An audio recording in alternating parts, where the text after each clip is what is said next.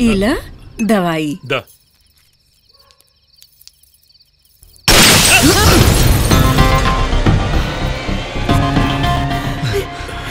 SP हुई ना बेटा, तू रुका, हम जाते, देख ले, संभाला। रुको रुको रुको।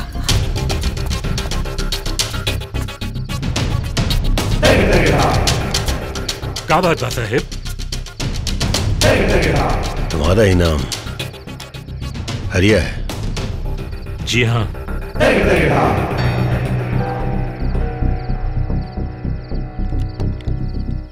दिखने में तो बड़े सीधे साधे लगते हो, फिर तुम्हारे अंदर इतनी चर्बी कैसे आ गई कि सीधा राजन बाबू के घर जा करके उनको धमकाए? तुम्हारे बेटे को तो मैंने केवल अस्पताल पहुंचाया था, अब अगर तुम राजन बाबू की तरफ तो क्या उस गांव के तरफ भी देखने की हिम्मत करोगे ना? पता नहीं, सीधा शमशान पहुंचा दो। हम आपके कहे का मतलब न समझ ली साहेब। अपने बेटे को समझाओ, समझाओ उसको कि राजन बाबू की बेटी का ख्याल अपने दिल से निकाल दे। हे साहेब, वो राधा से बहुत प्यार करेले। दुखी हो जाएगा तू, इकलौता बेटा है वो तेरा, खामखा क्यों उसकी बलि चढ़ाना चाहता है? हम ओकरा के बहुत समझेली साहेब, पर वो हमार बात माने के तैयार है नहीं के। हम एक काम करीला, आपके सामने बुला के तब समझाइला, हो सकेला मान जाए। हाँ। किसान किसान माई तुल को हम होते हैं।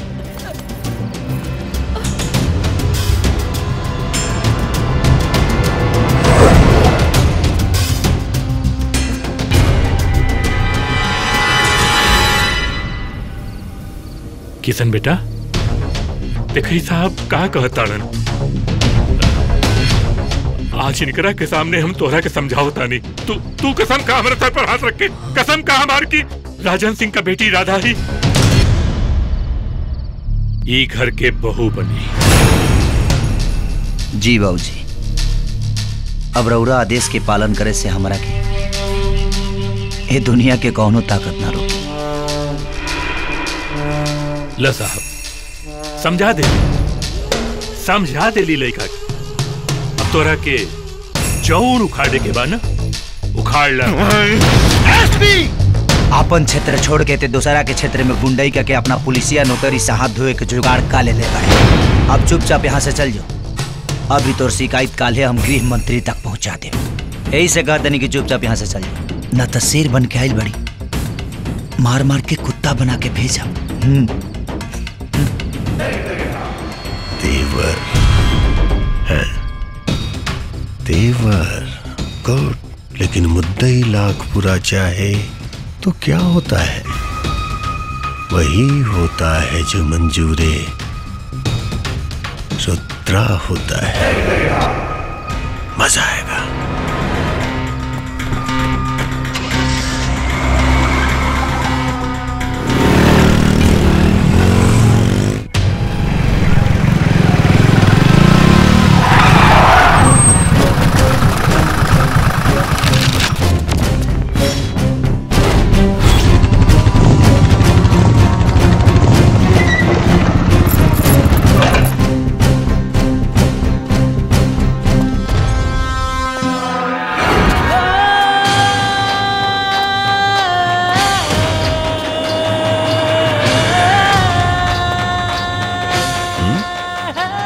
गए हमारे इलाके में।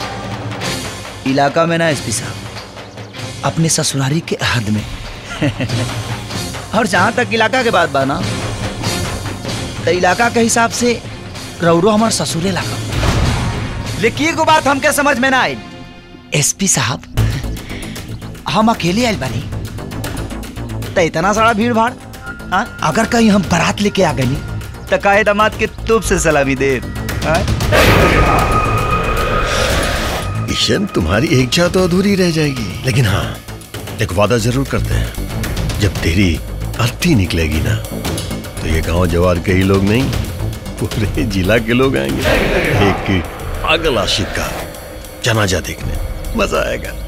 अभी फिलहाल गैर कानूनी हथियार रखने के जुर्म में गिरफ्तार करो भाई ने।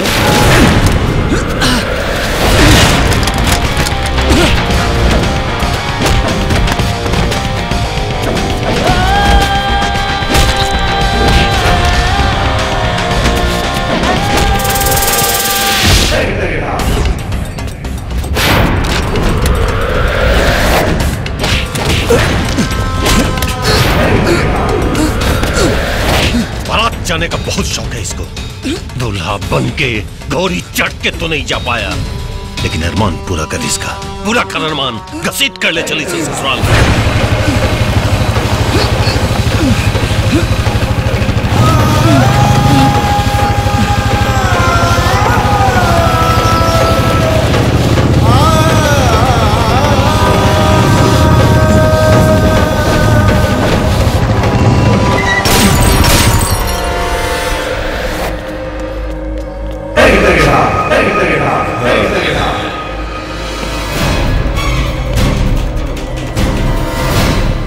दई लाख बुरा चाहे तो क्या होता है?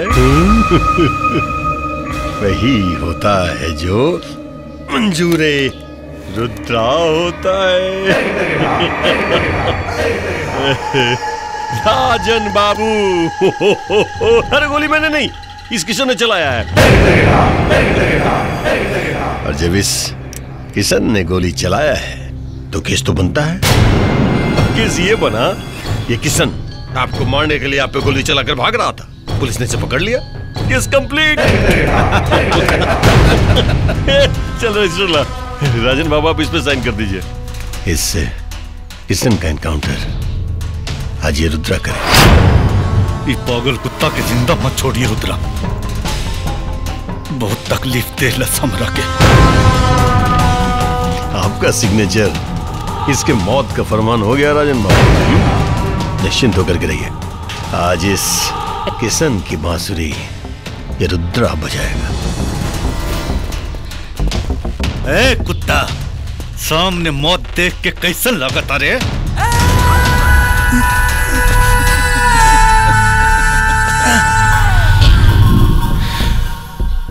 मौत से तो हमार पुराना याराना, लेकिन उससे कई गुना ज्यादा खूबसूरत वो जिंदगी बा जौन हमरे सामने खड़ा बा।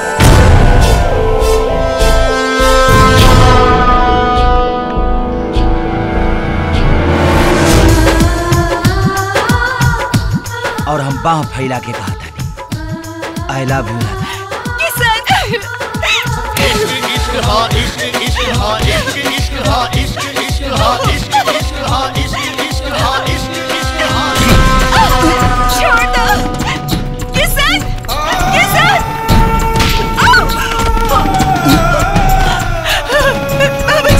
बाबूजी किशन के कुछ ना होके के चाहिए, रोक ली उधर होगा के, रोक ली, वो किशन के मार दी, रोक ली बाबूजी। हम वही करब जो ना आप कहब। हम अपन प्यार की कुर्बानी देवे खातिर तैयार बानी, बस किशन की जान बचा ली। हमके भूल जाए, आज के बाद कौन शिकायत ना मिली बाबूजी, बस किशन की जान बचा ली, किशन की जान बचा ली।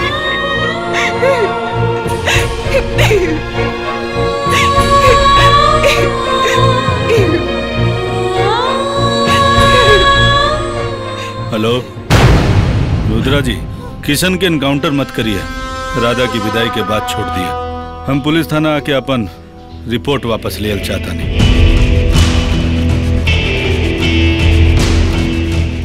मुन्ना जी भैया। सुजीत सिंह जी से जाके कह दे कि विक्रम के शादी ब्याह ने हुई, तैयारी करे। ठीक भैया। और हाँ, अपनों सब तैयारी भी एक दिन में हो जाएगी चाहिए।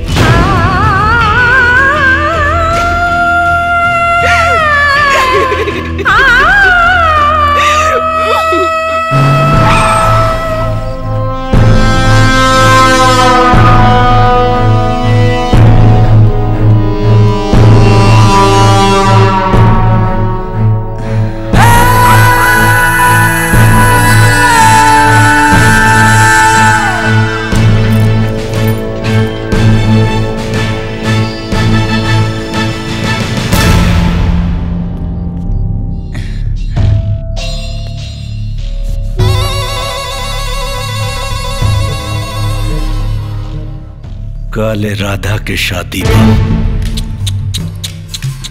अफसोस देखे खातिर तू ना रह पे।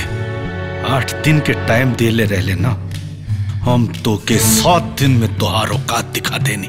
8वें दिन में तब परलोक दिखाते। भगवान के एक पल काफी होला ठाकुर, केहू के बनावे और बिगाड़े खाती। एक दिन तो काफी बा। राजन बाबू, क्या मुंह लग रहे हैं आप इसके? अब तो जाइए और जाकर के अपने बिटिया की शादी की तैयारी कीजिए। आप जाइए।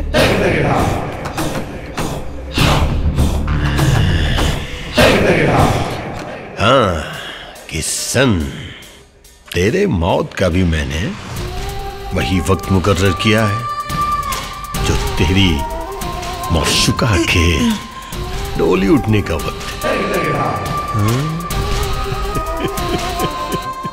अरे ये तो कमाल हो गया। हा? क्या नजारा होगा। एक तरफ आशिक का जनाजा उठेगा तो दूसरी तरफ आशिका की डोली उठेगी।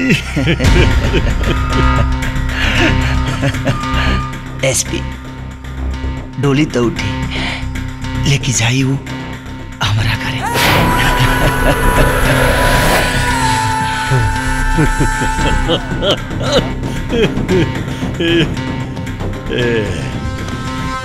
मौत के मुंह में खड़ा है तो, और फिर भी डोली उठने की बात कर रहा है। I like your confidence.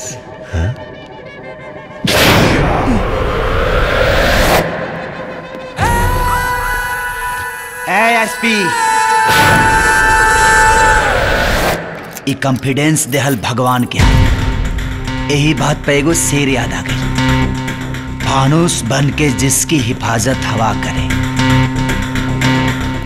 और समा क्या बुझे जिसे रोशन खुदा करे।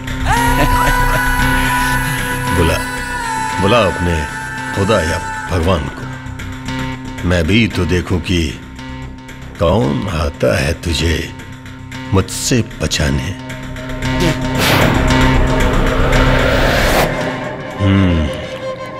इंस्पेक्टर। यस सर। कल ठीक 11 बजे किशन कोर्ट जाएगा, या पुलिस वालों का बंदूक छीनकर भागेगा, पुलिस पे गोली चलाएगा और फिर पुलिस की जवाबी कार्रवाई में ये मारा जाएगा। Good night.